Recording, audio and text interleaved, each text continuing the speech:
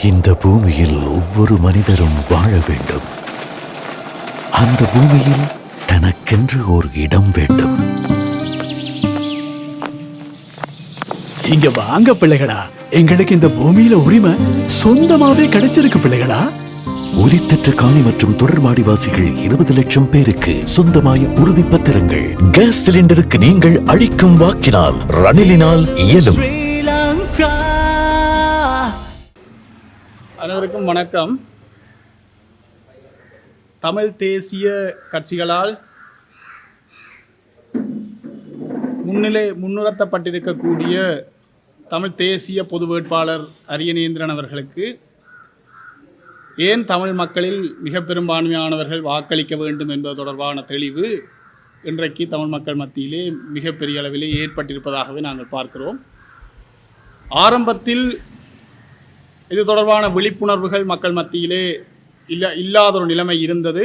ஆனால் இப்பொழுது மிகப்பெரிய அளவிலே செல்லுகிற இடங்களிலெல்லாம், அது கிராமப்புறங்களிலே மக்கள் மிகப்பெரிய எழுச்சிகரமான ஒரு முடிவோடு காத்திருப்பதை நாங்கள் பார்க்கிறோம். அதில் குறிப்பாக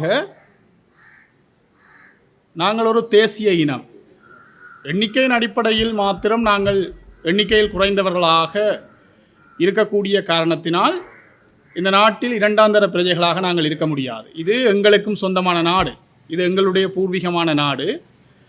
அந்த அடிப்படையில் எங்களுடைய பிரச்சனைகளை வெளிப்படுத்துவதற்கும் எங்களுடைய பிரச்சனைகளை தனித்துவமாக சொல்லுவதற்கும் பூரணமான உரிமையும் அதற்கான சந்தர்ப்பமும் எங்கள் அனைவருக்கும் இருக்கிறது என்கிற அடிப்படையில் இந்த தமிழ் பொது வேட்பாளர் தமிழ் தேசிய கட்சிகளால்,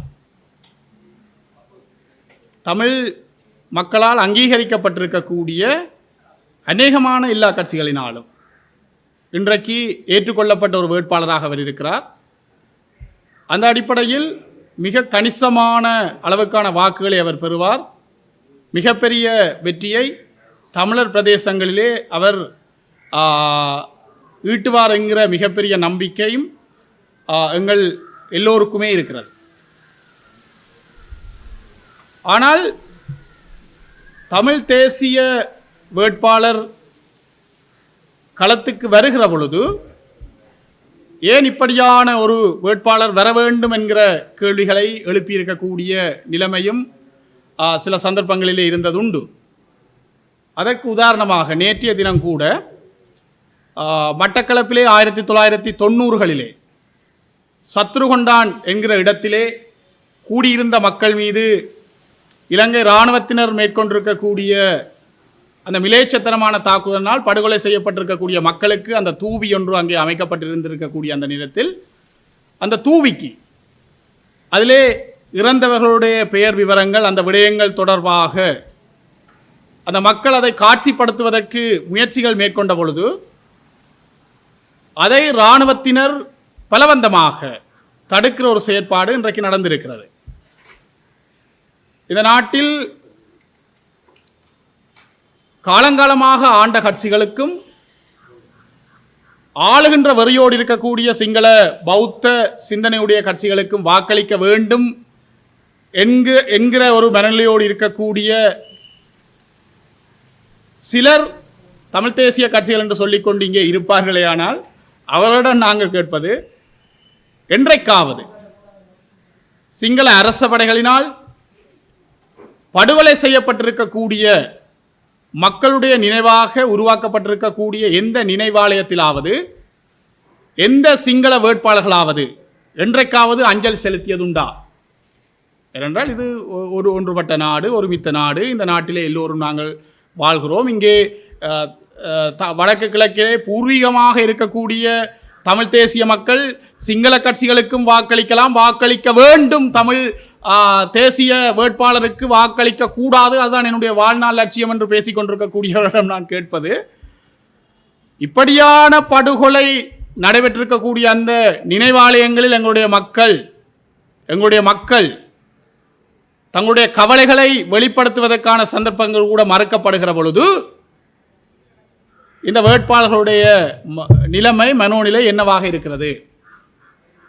அல்லது இன்றைக்கு வேட்பாளர்களாக இருக்கக்கூடியவர்கள் முன்னர் அரச பதவிகளில் இருக்கிற பொழுது மக்களால் தேர்ந்தெடுக்கப்பட்டிருக்கக்கூடிய பதவி நிலைகளில் இருந்த பொழுது என்றைக்காவது இப்படியான நினைவாலயங்களிலே அஞ்சலி செலுத்தியதுண்டா அல்லது அதற்காக ஒரு அனுதாபந்தனும் வெளிப்படுத்தியதுண்டா என்பதுதான் எங்களுடைய மிக முக்கியமான கேள்விகளாக இருக்கிறது. இதே போல இன்னும் பல விடயங்களை பற்றி நாங்கள் அதிகமாக பேசலாம்.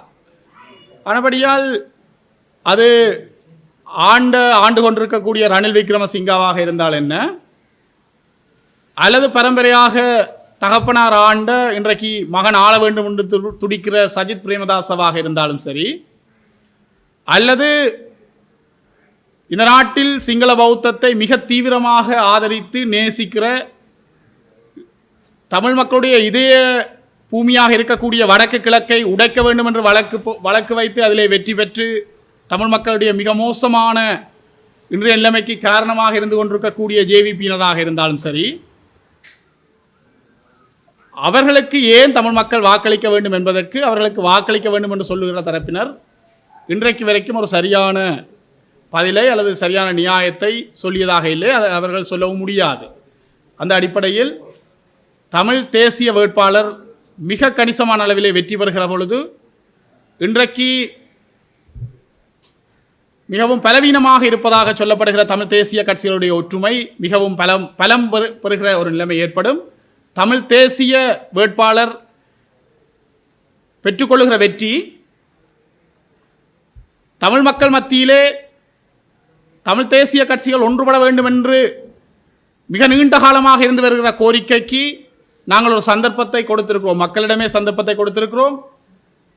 இவர் பெறுகிற வெற்றியின் மூலமாக மக்கள் தாங்கள் இதைத்தான் விரும்புகிறோம் என்கிற ஒரு செய்தியை சொல்வதன் ஊடாக தமிழ் தேசிய கட்சிகள் எதிர்காலத்திலே இந்த தேர்தலுக்காக மாத்திரமல்ல, இனி வருகிற தேர்தல்களை தாண்டி தமிழ் மக்கள் மத்தியிலே இருக்கக்கூடிய பல்வேறான பிரச்சனைகளுக்காக ஒன்றுபட்டு வேலை செய்வதற்கான ஒரு சந்தர்ப்பம் ஏற்படுத்த வேண்டும் என்கிற ஒரு கோரிக்கையை நாங்கள் தமிழ் மக்கள் மத்தியிலே முன்னால் வைக்கிறோம். ஏனென்றால் தமிழ் தேசிய கட்சிகள் பிளவுபட்டு நிற்கிறார்கள், தலைவர்கள் ஒவ்வொரு விதமாக நிற்கிறார்கள் என்று குறைபட்டு மிகவும் கவலையோடு இருக்கக்கூடிய மக்களுக்கு முன்னால் ஒரு அரிய சந்தர்ப்பம் கிடைத்திருக்கிறது. தமிழ் தேசிய கட்சிகள் இனிவரும் காலங்களில் ஒன்றுபட்ட ஒரு நிலைப்பாட்டோடு அவர்கள் தங்களுடைய செயற்பாடுகளை முன்னெடுக்கிறார்கள் என்கிற ஒரு செய்தி இந்த தேர்தலினூடாக மக்களால் தெளிவாக சொல்லப்பட வேண்டும் என்பதான கோரிக்கையும் எங்களிடம் இருக்கிறது. அதை தமிழ் மக்கள் சரியாக செய்வார்கள் என்கிற நம்பிக்கையும் எங்களிடம் இருக்கிறது. நன்றி.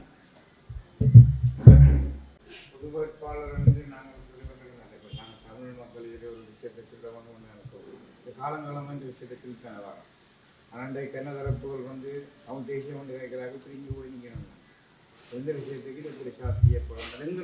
எங்களை போட்டு தூட்டி கொண்டிருக்கிறார்கள், அது எப்படி சாத்தியப்படும்? இல்லை, அதுதான் பிரதிபலன். என்றால் மிக நீண்ட காலமாக நாங்கள் ஒரு ஒன்றுபட்ட ஒரு கட்டமைப்பாக ஆரம்ப காலங்களில் தமிழரசு கட்சியாக, அதற்கு பிறகு தமிழர் விடுதலை கூட்டணியாக, அதுக்கு பிறகு தமிழ் தேசிய கூட்டமைப்பாக ஒன்றுபட்டு நின்றிருக்கக்கூடிய எங்களுடைய சக்தி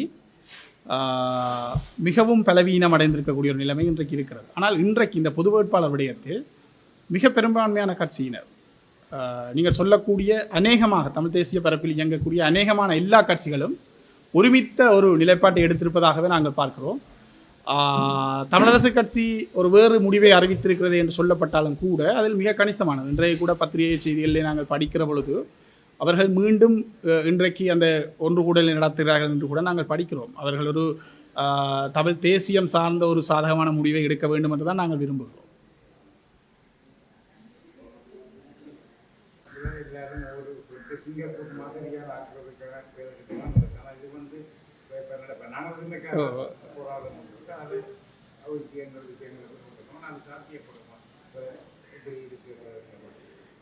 நாடு இருக்கக்கூடிய தேர்தல் என்று வந்தால் நம்புகிறேன் மக்கள் மத்தியிலே இது தொடர்பான பூரணமான ஒரு தெளிவு இருப்பதாகத்தான் நான் நம்புகிறேன்.